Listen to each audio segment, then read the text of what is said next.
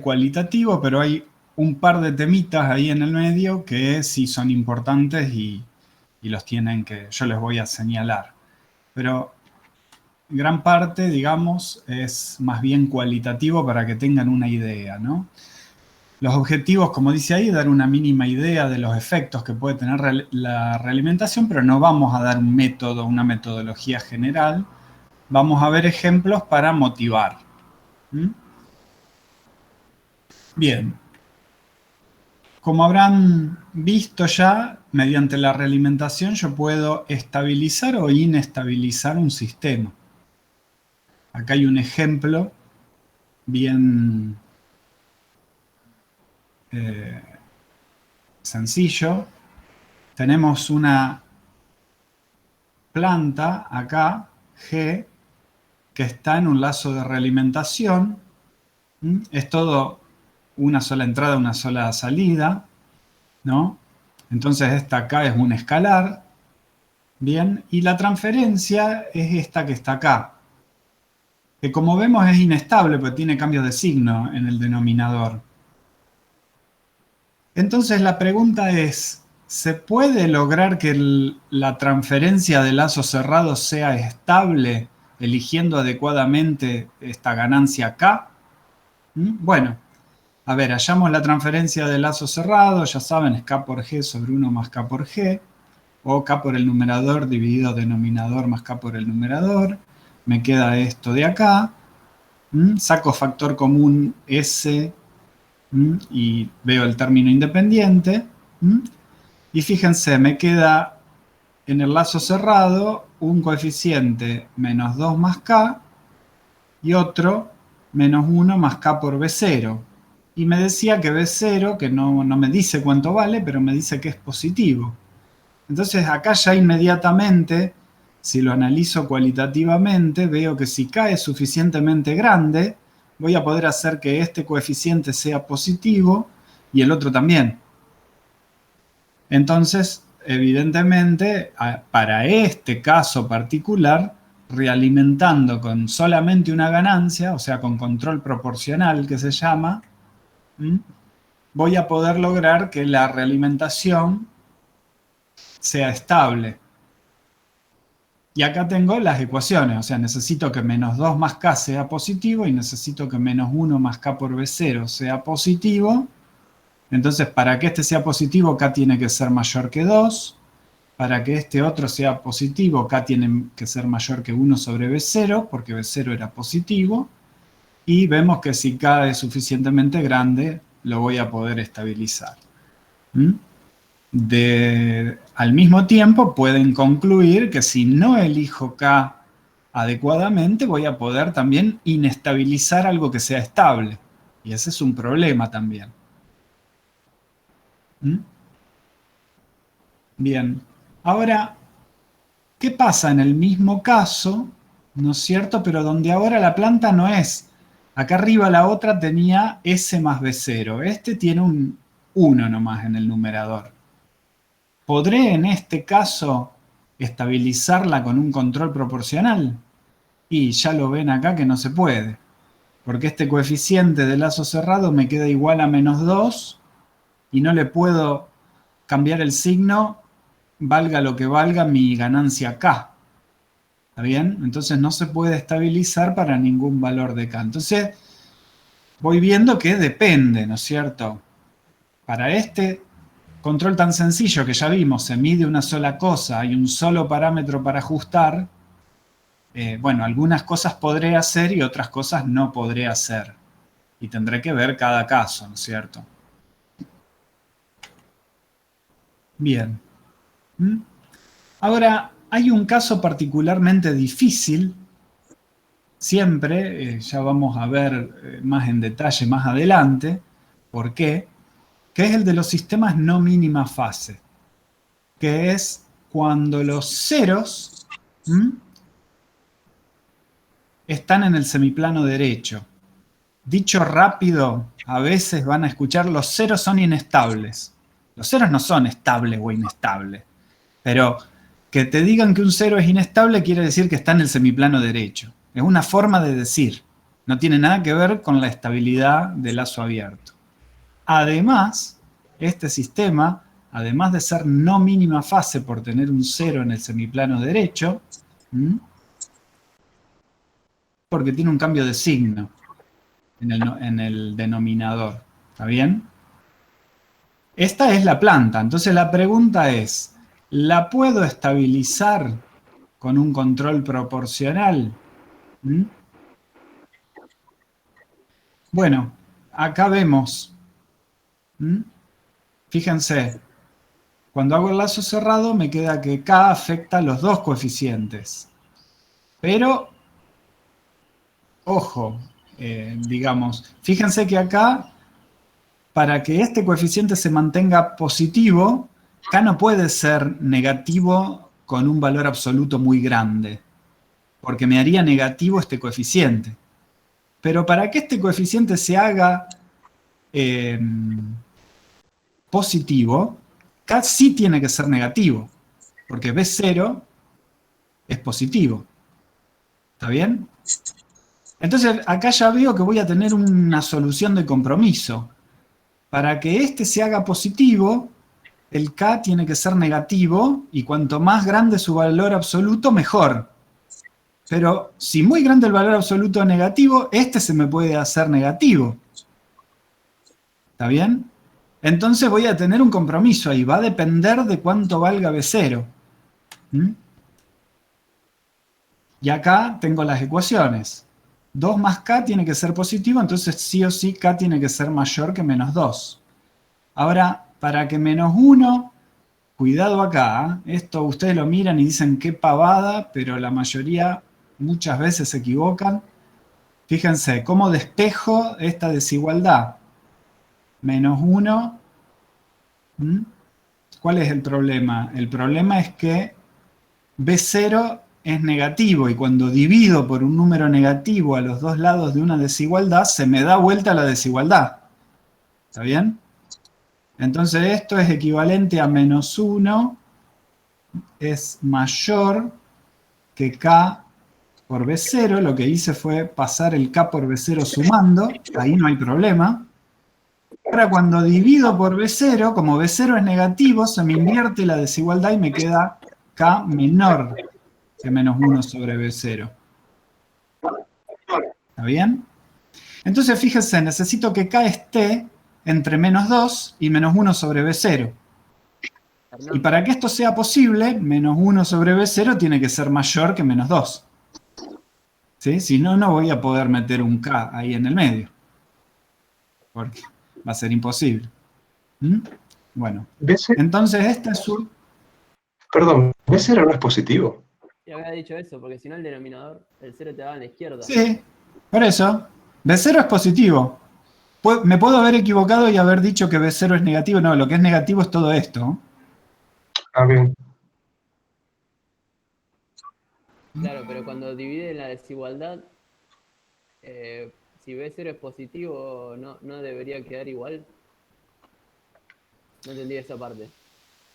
Sí, disculpen, tenés razón, me equivoqué. Acá vemos que B0 es positivo y que te queda esta desigualdad. Si yo lo escribo con B sumando y con B0 negativo, voy a tener que dar vuelta a la desigualdad, disculpen. No, creo que antes estaba así, lo cambié, no me acuerdo. Acá no hay problema porque efectivamente como me señalaron B0 es positivo, entonces no se da vuelta a la desigualdad. Está bien esto que está escrito. Está bien. Claro.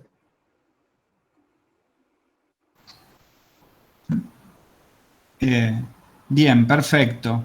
Entonces, esto es la complicación que voy a tener muchas veces cuando tenga sistemas no mínima fase. Me van a traer alguna complicación adicional, me van a traer. Puede ser que la pueda resolver o no. Sí. ¿Me preguntó alguien algo? No, profe, es un micrófono abierto. Ah, ok.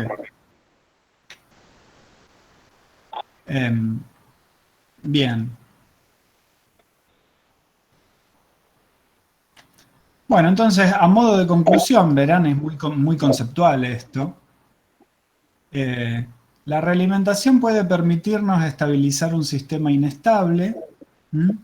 La estabilidad en lazo cerrado, como vimos, vimos los dos primeros ejemplos. Uno tenía el numerador S más B0 y entonces no se podía estabilizar con el control proporcional, pero si le cambiábamos el numerador, dejando el denominador igual, y pasaba a ser un 1 nomás, no lo podíamos estabilizar con un control proporcional. Entonces la estabilidad del lazo cerrado depende de toda la transferencia del lazo abierto, o sea, la de la planta en este caso. ¿Mm? No solo de su denominador. ¿Mm? Y la presencia de ceros con parte real positiva, también llamados ceros no mínima fase, lo que hace que el sistema sea no mínima fase, complica la estabilización. ¿Mm?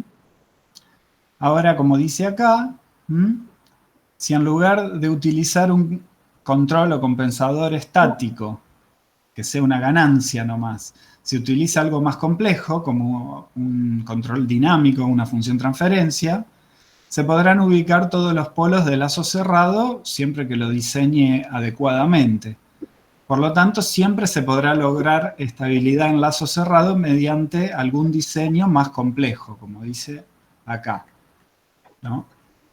Esto era simplemente para mostrarle algunos ejemplos.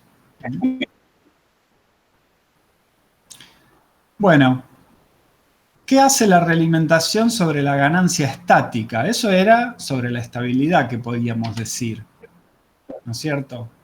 Bueno, a ver, si yo tengo una transferencia genérica, como está acá, ¿no es cierto? ¿Cuánto vale? Le puse a propósito acá un coeficiente 1, o sea, ¿cómo se dice? Lo normalicé de otra forma acá al denominador para que su ganancia estática no sea nula, que esté dada por este coeficiente. ¿Sí? ¿Se acuerdan lo que era la ganancia estática? Era el valor final de la respuesta a un escalón unitario. Y era lo mismo, se obtenía reemplazando la variable s de Laplace por 0 en la función transferencia. Entonces, esta planta que está acá sola, lazo abierto, si yo no la tuviera en este lazo, tiene ganancia estática B sub 0. Pero si yo la pongo en el lazo cerrado, ¿cuánto vale la ganancia estática del lazo cerrado? Vale esto.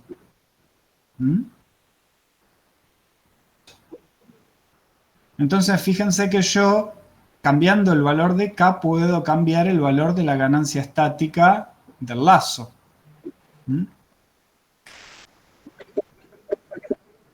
Entonces, fíjense que si esto es muy grande comparado con 1, o sea, me va a dar prácticamente la suma con 1 el mismo K por B0 y en el cociente esto se va a aproximar a 1, como dice acá.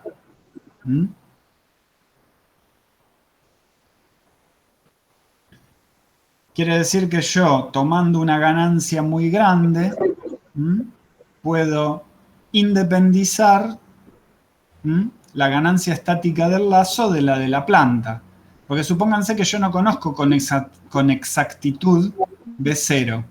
Pero mientras sepa que K por B0 es muy grande comparado con 1, no importa cuán grande, si es 1000 veces o 10.000 veces, no sé. ¿Está bien? Esto me va a dar prácticamente 1.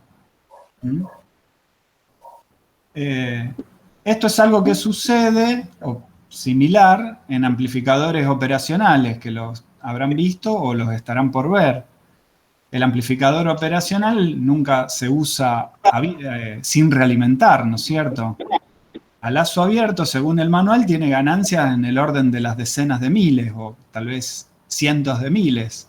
Pero uno lo realimenta y lo que hace es lograr una ganancia en realimentación que es independiente relativamente de la ganancia en lazo abierto que tenga el operacional. uno normalmente ni se preocupa por mirar cuánto valía la ganancia del lazo abierto del operacional. La realimenta con un par de resistencias, con una resistencia, y ya sabe cuánto le va a dar la ganancia que está buscando. ¿Mm? Bien. ¿Perdón? A ver, esperen, ¿hay alguien que tiene el micrófono abierto?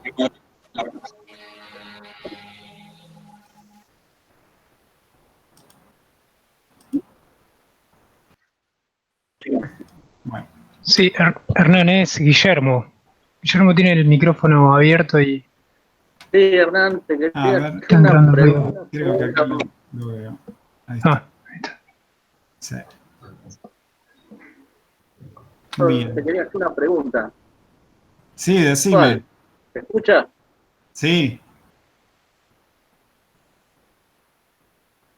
Decime. Bueno, Micrófono abierto. bueno, no sé qué ¿Se pasó. escucha? ¿Hola? Sí, ahora sí.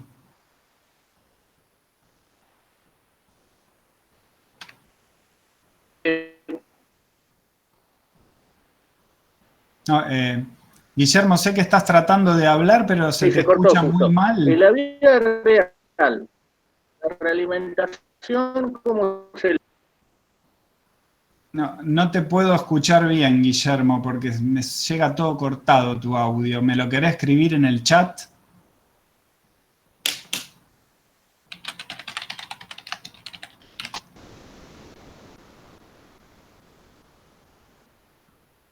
¿Mm?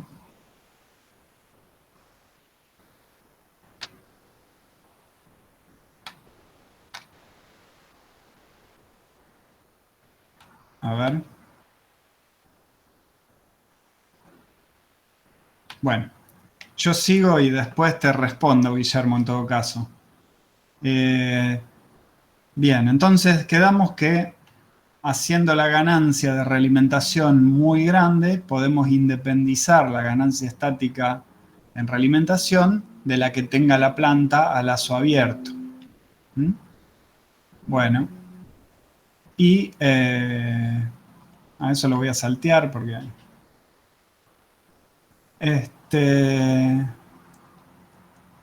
Bueno, una cuestión muy importante, esto sí, digamos, es un tema... ¿Mm? Hasta ahora habíamos, en lo que mostré recién, mostramos esto. ¿Mm? Yo les había mostrado que este coeficiente de acá, ¿no es cierto?, no valía 0. La idea de poner, de normalizar así es porque quería asegurarme que este coeficiente no valiera 0. ¿Mm? ¿Está bien? Ahora, ¿qué pasa si vale 0? Que otra manera equivalente es que ahora yo tengo todo esto, ¿no es cierto? O mi planta es igual que antes, pero ahora mi controlador en vez de ser K es 1 sobre S.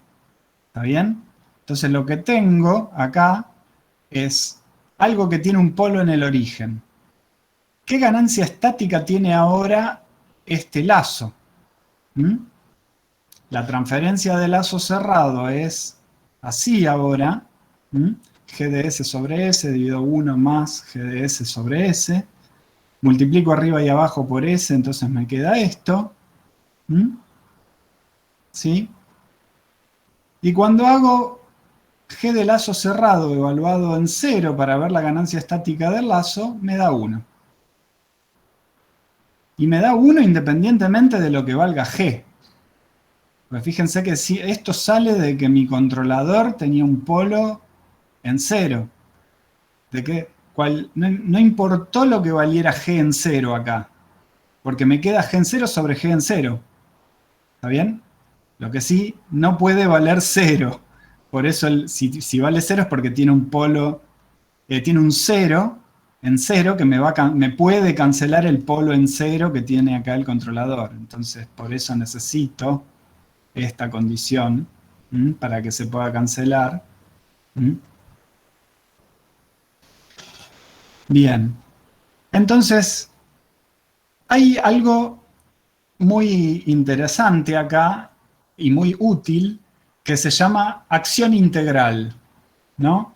Que existe cuando cualquiera de las transferencias que intervienen en el lazo tiene un polo en el origen. Acá yo lo mostré como si fuera el controlador el que tiene el polo en el origen y la planta no, pero esto podría ser parte de la planta y mi controlador ser una ganancia o ser otra cosa que no tenga polo en el origen. ¿Está bien? Entonces, ese caso logra independizar por completo la ganancia estática de los parámetros de la planta. Cuando yo tengo acción integral, voy a clavar la ganancia estática en un valor que yo puedo fijar independientemente de lo que valga la planta. Pero claro, eso va a pasar siempre que sea estable, porque si es inestable, ¿de qué me sirve evaluar la ganancia estática si nunca va a llegar al valor final? Se va a inestabilizar, ¿no es cierto? Entonces, una cuestión que a mí me gusta explicar, muy conceptual, es la siguiente, que si yo tengo acá, ¿no es cierto?, ganancia estática igual a 1, dice esto, vamos a evaluar esto conceptualmente. A ver, voy a buscar otro color.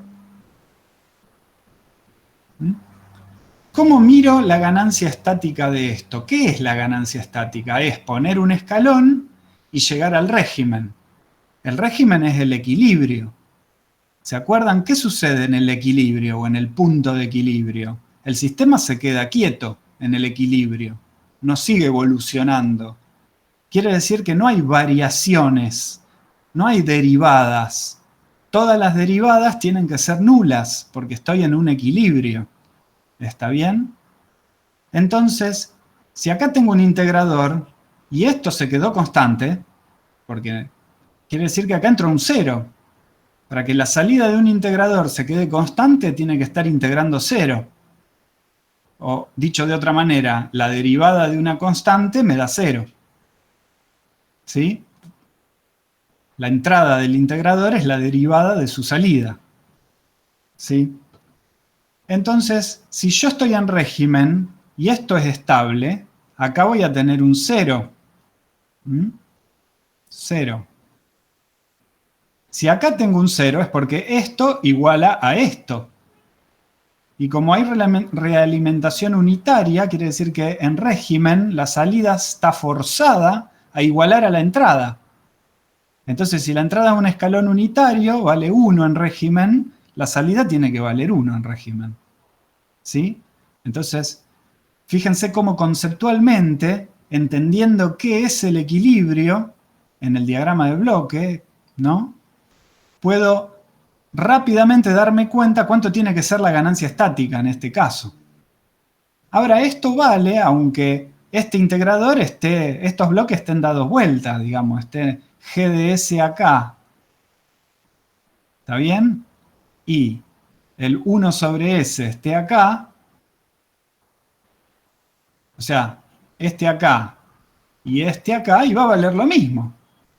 Porque ya ven que por linealidad da lo mismo que ponga este acá y este acá o los de vuelta. ¿Sí? ¿Está bien? Entonces, rápidamente yo puedo analizar, interpretando, la ganancia estática cuando hay acción integral. ¿Se entendió esta explicación conceptual?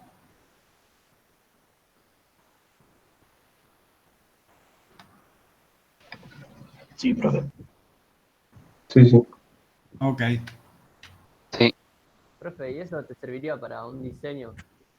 Por ejemplo, no sé, de algún ampli. ¿Eso serviría para qué, perdón? No Para escuché. diseñar por ejemplo, un amplificador. Para que alcance determinada ganancia estática, unitaria. No. Una ganancia constante, digo.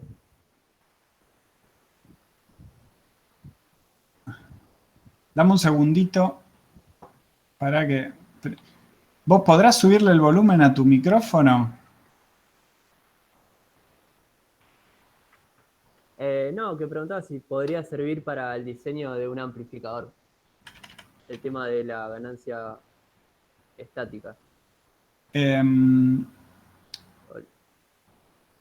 Mira, así en abstracto, como poder servir, puede servir. Pero ahí reactivé mi video. El problema, ahora vas a ver, ahora voy a ejemplificar. Poner un integrador te soluciona, digamos, lo de la ganancia estática, pero te trae otros problemas. Por ejemplo, se te vuelve lento.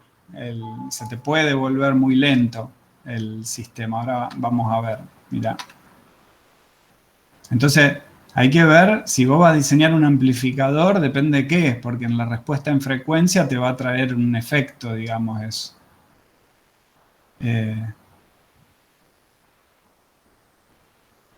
Bien. Fíjense este ejemplo, justamente, ¿no? Para mostrar también un poco lo que preguntaba el compañero recién. Tengo esta transferencia, que es estable, ¿no? Entonces yo quiero lograr una cierta ganancia estática muy cercana a 1. Y lo voy a hacer de dos formas, con un control proporcional de ganancia grande o con un control integral. ¿Está bien? Con el control proporcional me va a dar esta transferencia de lazo cerrado y la ganancia de lazo, perdón, la ganancia estática va a ser 1000 dividido 1002, que es aproximadamente 1, ¿no?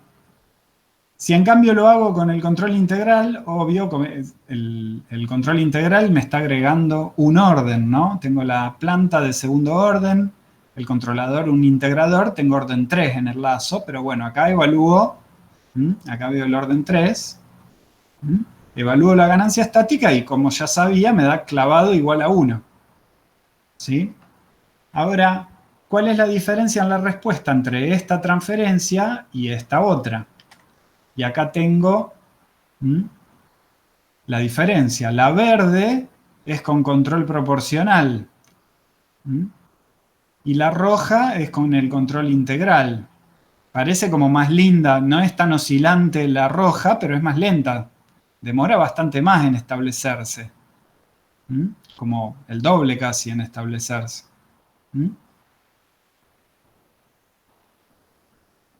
Y esta que está acá es la planta a lazo abierto, que no, como para tener una comparación.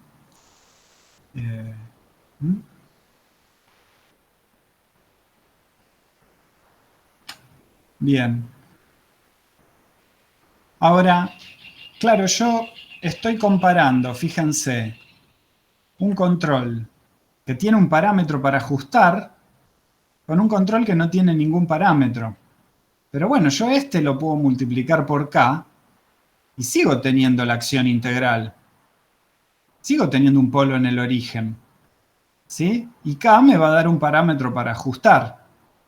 Y con eso tal vez yo podría pensar en obtener una respuesta más rápida o algo. Pero fíjense lo que pasa, que con el control proporcional, si yo el K lo elijo mal, se me inestabiliza el sistema.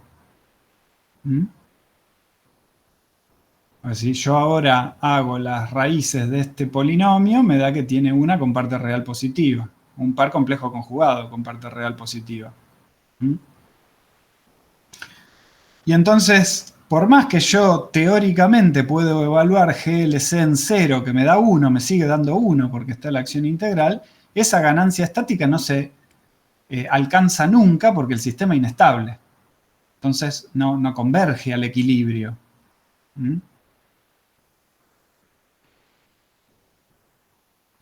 Perfecto. Bueno, entonces, conclusiones sobre realimentación y ganancia estática, ¿no? Los efectos de la realimentación sobre la ganancia estática. La realimentación permite independizar en gran medida la ganancia estática de los parámetros de la planta. Y esto es muy importante, la presencia de integradores puros, también llamado acción integral, ¿Mm? En el lazo de realimentación permite obtener una ganancia estática que es totalmente independiente de los parámetros del lazo abierto. Pero hay que asegurarse tener estabilidad para que tenga sentido. ¿Mm? En todos los casos hay que asegurar la estabilidad, si no, no tiene sentido. Lo que pasa es que cuando uno mete más dinámica, al meter acción integral, le está metiendo un polo, podría estar metiéndole uno el integrador, como en el ejemplo que vimos, y bueno, ahí hay que asegurar, va a ser más difícil asegurar la estabilidad. Profe, Bien. Sí. con independizar se refiere a que le puedo dar la ganancia estática que yo quiera, digamos. Exacto. Exactamente. ¿Mm? A ver, sobre ese comentario del compañero, fíjense, si acá yo le quisiera dar una ganancia de estática igual, exactamente igual a 2. Si yo pongo esto y nada más, la ganancia estática me da clavado igual a 1. ¿Sí? Yo tengo acá, esto tiene un 1 sobre S, ¿sí? Y por lo que yo expliqué recién, ¿sí? Acá tiene que haber un 0 en régimen, acá. Entonces esto copia a esto. Al revés, la salida copia a la entrada, ¿sí? Ahora, ¿cómo hago si yo quiero que la salida sea exactamente el doble que la entrada? Bueno, en vez de medir la salida y directamente compararla con la referencia, ¿qué hago? La multiplico por 1/2. 1/2. ¿Está bien? Si yo la salida la multiplico por 1/2 y comparo esto con la referencia y esto tiene que ser 0, entonces cuando la salida sea el doble que la referencia, ahí me va a dar 0 el error. ¿Está bien? Entonces es muy fácil.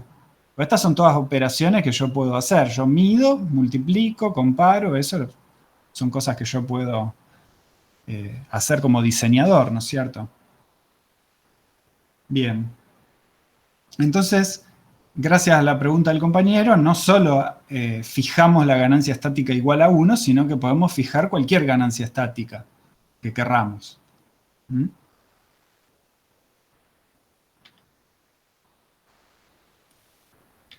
Bien. Entonces, otra cosa, ¿qué hace la realimentación sobre el ancho de banda? ¿Mm? Esto es un ejemplo muy sencillo para tener una idea. Hay una frase que dice, o en matemática dicen, el teorema de que no hay almuerzo gratis. Quiere decir, si uno gana por un lado, va a perder por otro siempre. ¿Está bien? Entonces, ¿qué efecto? Fíjense, si yo tengo, esto es simplemente a modo conceptual, tengo un sistemita de primer orden, ¿no es cierto? La ganancia estática es B0 y el ancho de banda es A0. ¿Mm? ¿Qué pasa cuando lo realimento así? ¿Mm? Que me queda esta transferencia de lazo cerrado. ¿Mm? Fíjense cómo cambia la ganancia estática y cómo cambia el ancho de banda. La ganancia estática se divide por algo y el ancho de banda se multiplica por eso mismo. ¿Mm? Entonces, dicho, lo que puedo hacer es reducir la ganancia estática si quiero aumentar el ancho de banda o reducir el ancho de banda si quiero aumentar la ganancia estática. Pero no puedo aumentar las dos cosas. ¿Sí?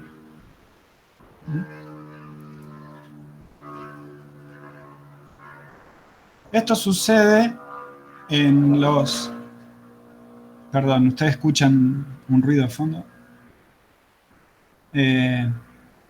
Esto sucede en los amplificadores operacionales que en algunos diseños para asegurar que sea estable y que no se ponga a oscilar de por sí, digamos, el operacional, se hace que tengan esencialmente esta forma de la transferencia donde tienen un ancho de una ganancia muy alta, como ya comenté, pero un ancho de banda muy pequeño.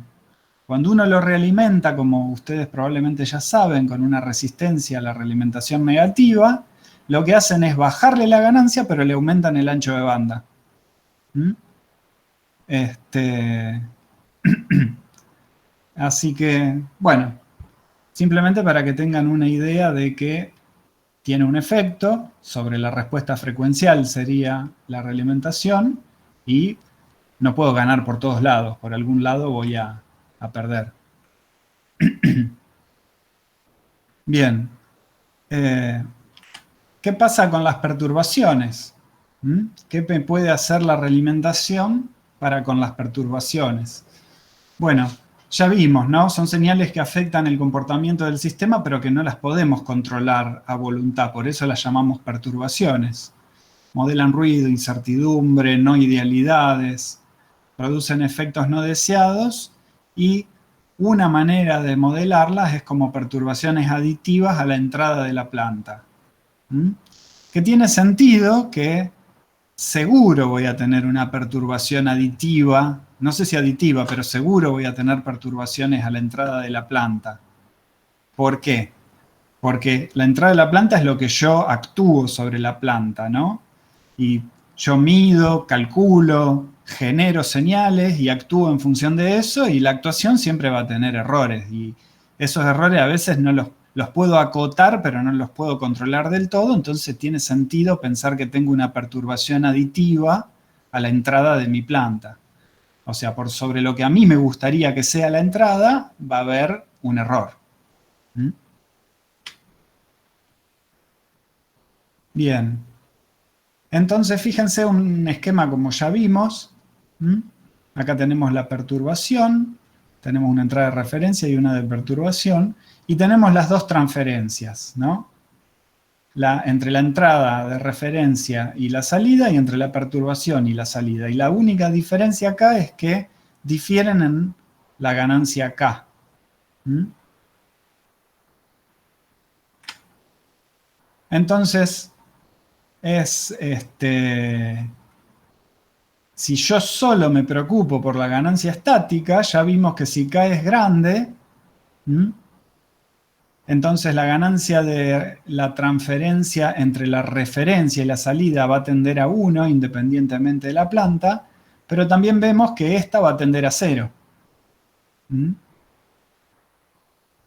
Entonces, si solo me preocupo por la ganancia estática, puedo independizar la que me interesa y anular la que no me interesa. Es genial. ¿Está bien? Bueno, pero obviamente por algún lado se pierde. En principio podrían pensar por la respuesta en frecuencia o el ancho de banda, va a haber ahí algo que me afecte, ¿no es cierto? Bueno, conclusiones así conceptuales generales. La realimentación puede ayudar a rechazar señales no deseadas y puede atenuar los efectos de la incertidumbre, no hay idealidades, etc., pero siempre habrá un costo a pagar. Bueno, efectos de la realimentación sobre los transitorios. Y esto es justamente lo que vamos a ver en el tema que sigue, que es el método del lugar de las raíces. Los transitorios, como ya saben, dependen principalmente de dónde están los polos de la transferencia. La realimentación puede modificar los polos, pero dónde van a estar los polos del sistema realimentado no les puedo decir trivialmente así, van a estar acá, o va a haber que analizar cómo es la transferencia, cómo se realimenta, cómo es el controlador, etc. Y bueno, un método así cual y cuantitativo vamos a ver a continuación, que es el lugar de las raíces. Finalmente, si tenemos en tiempo discreto, ¿cuál es la diferencia? ¿O qué? Las conclusiones son todas las mismas. Lo que cambia es la región de estabilidad, como ya comenté. En tiempo discreto, la región de estabilidad, donde tienen que estar los polos, es adentro de la circunferencia unitaria. Entonces, lo que se consideran ceros no mínima fase, haciendo la analogía con el tiempo continuo, son los ceros que están afuera de la circunferencia unitaria en tiempo discreto. ¿Mm?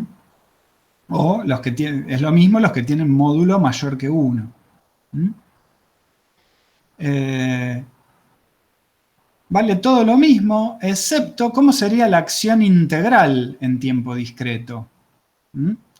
Pero la acción integral en tiempo continuo yo la reconocía con un polo en el origen. ¿Mm?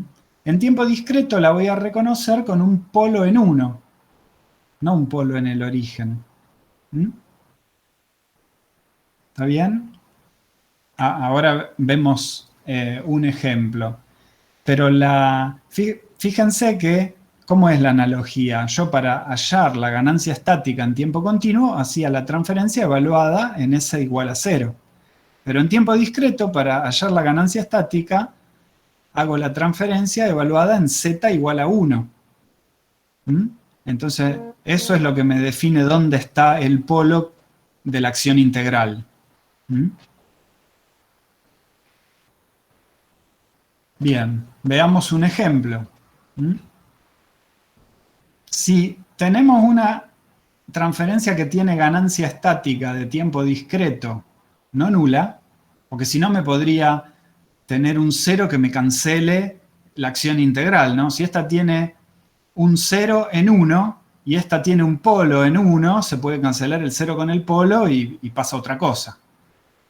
¿Está? Bueno, no quiero que se cancele, quiero que esté la acción integral. Entonces a esta le pido que no tenga un 0 en 1.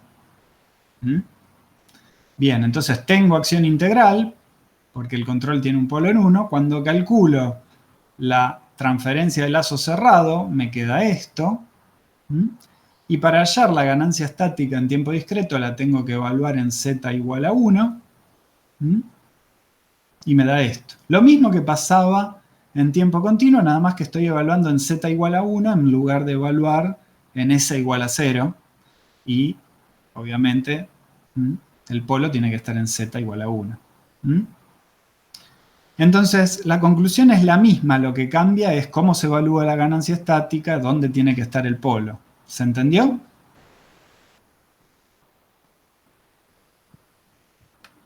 Sí. Esto sería el tema de acción integral en tiempo discreto. ¿Mm? Bien. A ver. Pasamos. Vamos a ir al tema siguiente. Bueno. Vamos a comenzar con una breve introducción al tema que sigue, del lugar de las raíces. ¿Mm? Y ahí se los comparto. Déjenme que lo busque.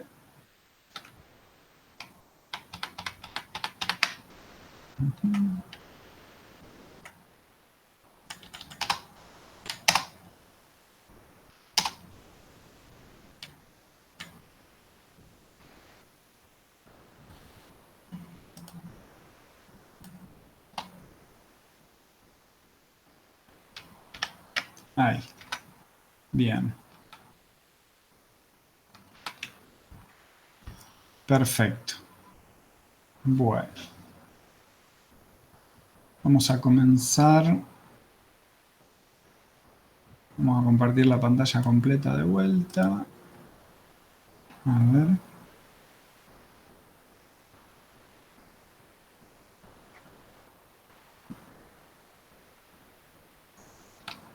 Bien.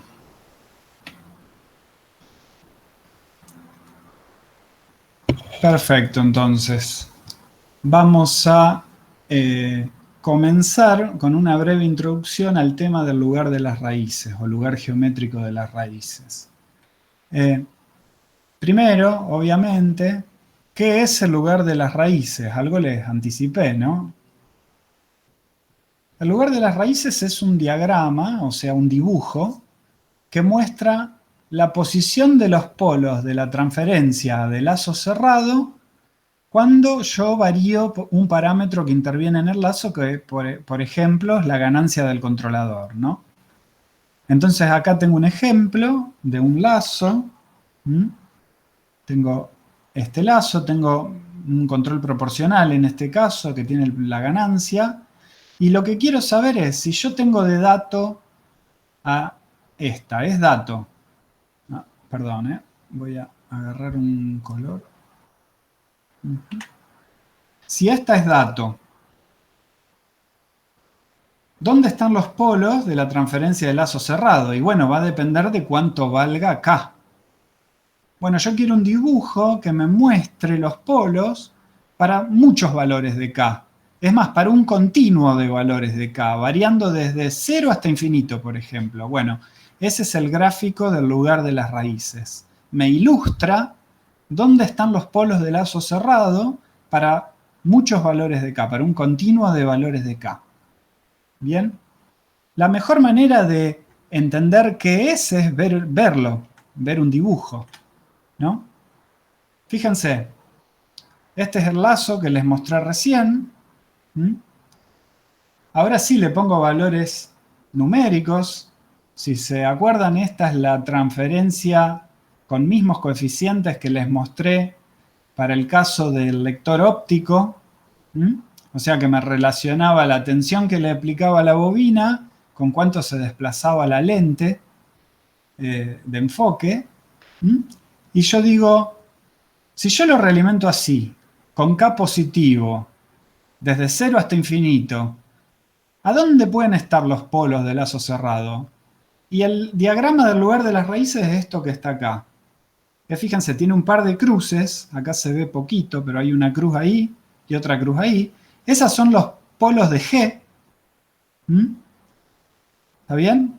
Y me dice que se acuerdan que era un par complejo conjugado y les mostré la respuesta al escalón y era oscilante, así que tenía que ser un par complejo conjugado. Y si lo realimentaba se volvía más oscilante, pero se atenuaba siempre igual, a la misma velocidad. ¿Sí? Y fíjense, eso es lo que muestra. Yo a medida que aumento K, los polos se mueven para allá. Perdón,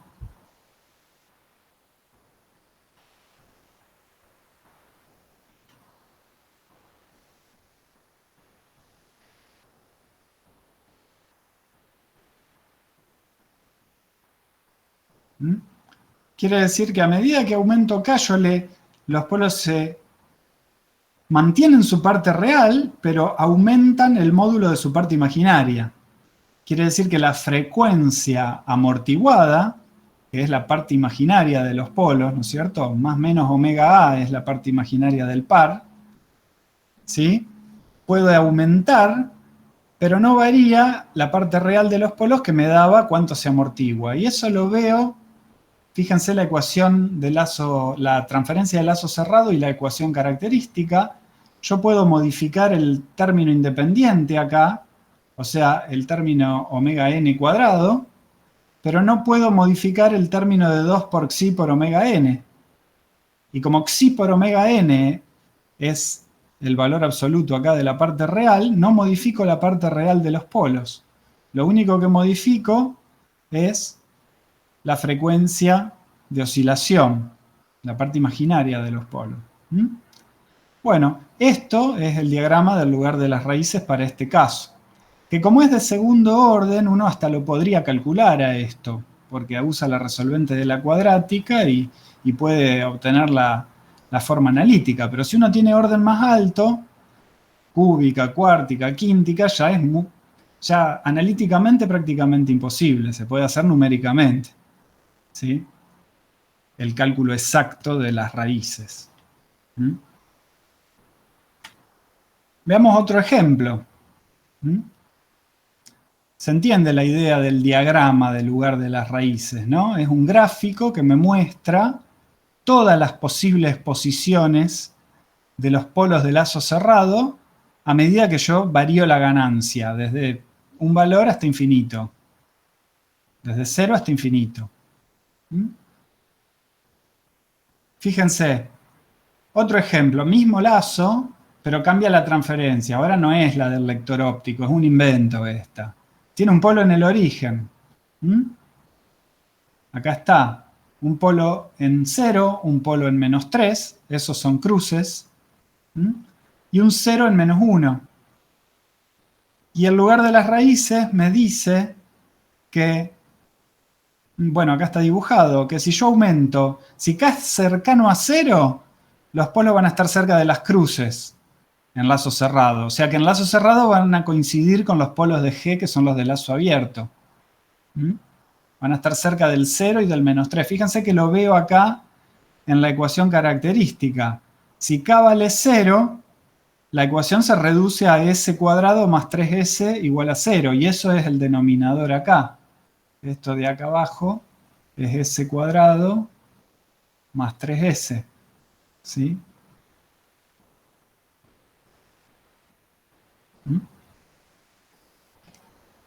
¿Está bien? Pero lo que pasa es que si K vale exactamente 0, hay un 0 acá arriba y se me hace 0 toda la transferencia. Pero si K es muy pequeño, cerca de 0, los polos están muy cerca de los de lazo abierto. ¿Está bien?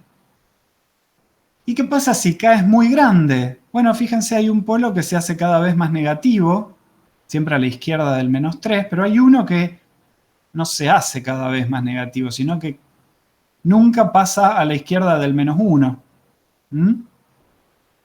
Entonces yo realimentando con una ganancia, no le voy a cambiar el orden a este sistema. Es orden 2 a lazo abierto, sigue siendo orden 2 a lazo cerrado. Le voy a cambiar la posición de los polos, pero uno se va a quedar siempre acá entre el 0 y el -1, y otro sí se va a ir del -3 hacia la izquierda hasta infinito.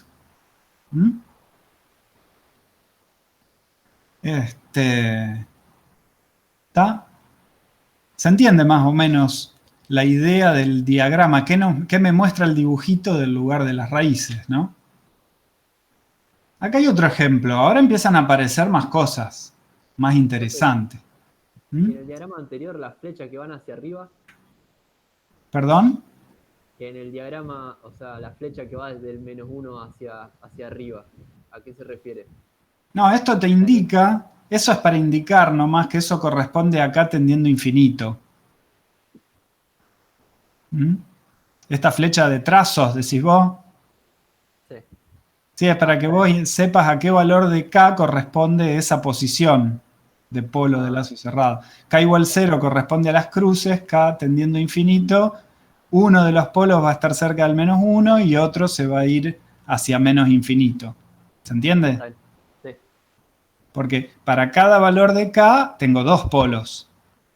¿Sí? Tengo una cuadrática para cada valor de K. Está bien. Bien. Ahora, fíjense la diferencia, ¿no? Esta tiene el denominador S por S más 3, o S cuadrado más 3S. Y un numerador que tiene un 0. Esta otra no tiene un 0, tiene una constante de numerador. ¿Está bien? Y fíjense lo que pasa ahora. El lugar de las raíces me muestra de vuelta los polos de lazo abierto son 0 y -3. Y para K igual a 0, la ecuación característica se reduce a la de lazo abierto. Entonces, para K igual 0 o cercano a 0, tengo los polos de lazo abierto. Y si K aumenta, voy a tener dos polos reales al principio. Pero llega un valor de K, que acá está indicado como K igual a 9/4, donde voy a tener un par, un polo doble. ¿Está bien? Y si K es más grande que 9/4, ya dejo de tener dos polos reales y paso a tener un par complejo conjugado. Y esto también lo puedo ver en la resolvente de la cuadrática, si la calculo en función de K. Para K pequeño tengo dos polos reales, y para K más grande en algún momento se me hacen complejos conjugados. Lo interesante también acá es que cuando se hacen complejos conjugados, de vuelta, estoy modificando este coeficiente, pero no modifico este, que queda clavado. Entonces no se modifica la parte real cuando son complejos conjugados.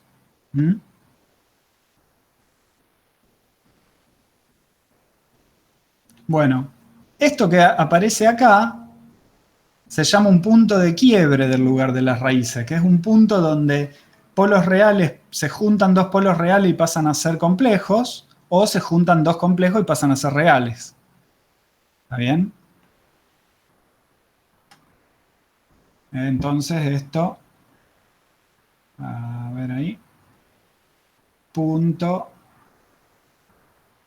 de quiebre.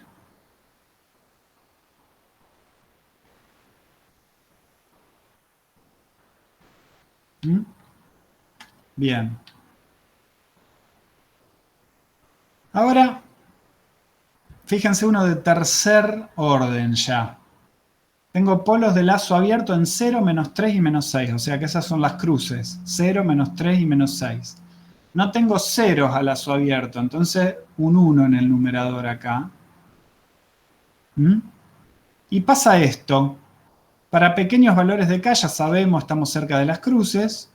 Este siempre se mueve. Perdón. Este siempre se mueve para la izquierda, como indica la flecha. ¿Mm? Pero estos dos, en principio, son reales, se juntan en algún punto de quiebre. Ya vimos que esto se llama punto de quiebre. ¿Mm? Esto de acá es un punto de quiebre. Después pasan a ser complejos conjugados. Y si K es muy grande, ¿qué pasa? Pasan al semiplano derecho. ¿Mm? O sea que se vuelven inestables. ¿Mm? ¿Está? Entonces, acá podemos ver dos cosas. Primero, estas líneas de trazos son asíntotas. ¿Mm? ¿Qué quiere decir, no? Acá tengo una asíntota. ¿Qué quiere decir? Que los polos de lazo cerrado se van a aproximar a las asíntotas cuando K es muy grande.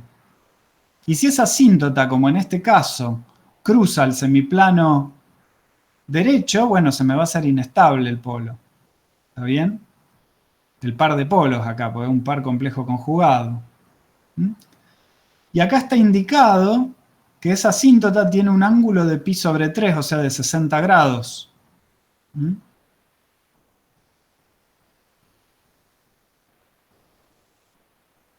Con respecto a la horizontal, o sea que se puede calcular. También está indicado que la asíntota parte del menos 3. ¿Mm? Y la otra asíntota también. Y acá hay otra asíntota, que ya la vimos antes, que es una asíntota que tiene 180 grados, que es la que me muestra que un polo se va a menos infinito. Negativo real. ¿Mm? Entonces tengo, en este caso hay 3 asíntotas. ¿Mm?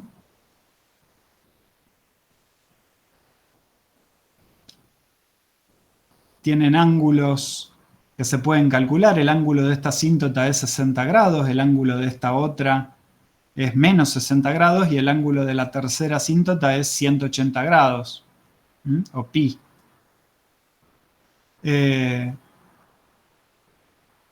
Y además tengo acá, esto se llama punto de cruce.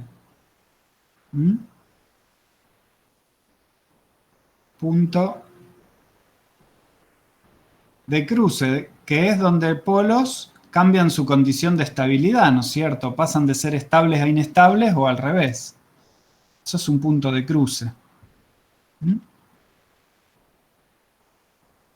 Entonces, bueno, estas cosas que yo les indico son las cosas que sí se pueden calcular. O sea, en el lugar de las raíces vamos a ver que de manera muy fácil se puede saber cuántas asíntotas hay, qué ángulos tienen, de dónde parten. De dónde parte la asíntota es el centroide de asíntotas. Acá, este sería el centroide de asíntotas, que es donde parten las asíntotas. Justo acá coincide con una cruz, pero no tiene por qué, ¿eh? Es una coincidencia. Bien.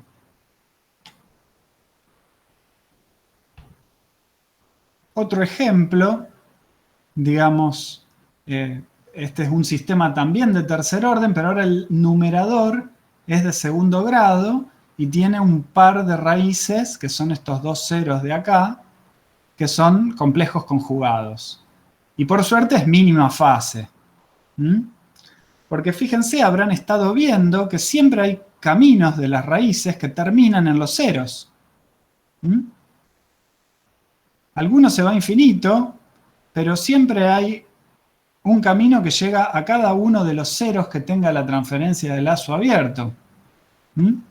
Entonces, si estos ceros que tenga la transferencia de lazo abierto llegan a estar en el semiplano derecho, voy a tener siempre un camino, o más de uno, que se me van para el semiplano derecho si yo realimento.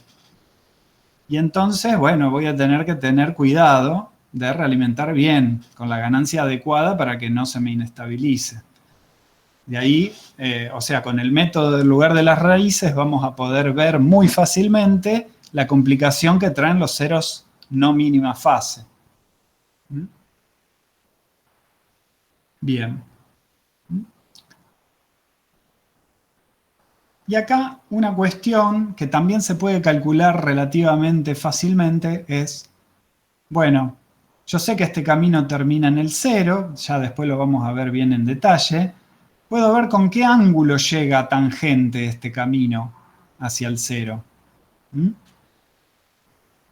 Y bueno, y esto se llama, en este caso, ángulo de llegada, porque los caminos, fíjense, la flecha sale de las cruces y llega a los circulitos. Entonces está llegando a un circulito, se llama ángulo de llegada. ¿Mm?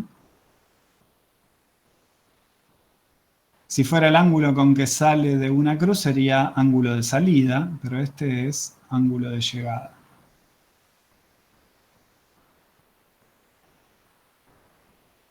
¿Mm? Bueno, perfecto. ¿Sí? ¿Por qué llega al 0? Ah, bueno, eso es lo que vamos a ver en las clases siguientes, pero te lo explico rápido acá, fíjate. Los ceros son las raíces del numerador que está acá, ¿sí? Claro, aparece el Si numerador K es abajo. muy grande, esto domina frente a todo lo otro. Todo lo que va multiplicado por K domina frente a todo lo otro. Esto es así, es D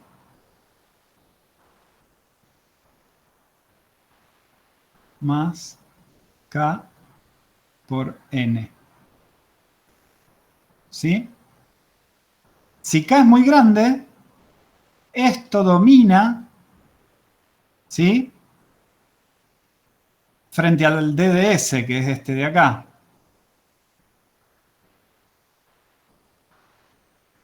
¿Sí? Claro. Y entonces si K es muy grande y esto domina, cuando N vale 0, es lo que corresponde a K muy grande, porque ya esto dominó ahí frente a esto. ¿Sí? Claro. Pero eso es siempre que esto no valga infinito. Por eso hay algunas que, igual para acá tendiendo infinito, se me van infinito. Otras están dadas por esto. ¿Mm? Claro. Profe, una consulta. Sí. Entonces, ¿este método nos serviría para averiguar cómo va a ser la dinámica de los transitorios? Claro, este método te sirve de una manera gráfica con pocas cosas que se calculan relativamente fácil, pero mucho más fácil que ponerte a hallar todas las raíces de lazo cerrado para todos los valores de K. Eso tenés que directamente poner MATLAB a que lo haga, ¿no? No tiene sentido hacerlo a mano, son muchísimos cálculos. Más directo. Esto te permite tener una idea rápida, cual y cuantitativa, con algunas pocas cosas que se calculan relativamente fácil, de todo, por dónde pueden andar los polos de lazo cerrado para todos los valores de K. ¿Está bien? Sí.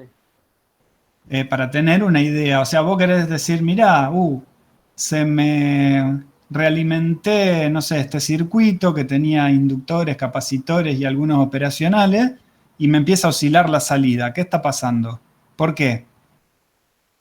Bueno, Depende cómo sea, vos te podés decir, ah, mira, el operacional lo puedo tomar como una transferencia de primer orden. Además le puse un capacitor acá y un inductor, son otros, yo sé cuánto vale la transferencia del capacitor, del inductor. Hago esto y digo, a ver cómo lo estoy realimentando, qué sé yo, la hago en lugar de las raíces así rápido, me fijo, y digo, claro, me están pasando un par de polos al semiplano derecho.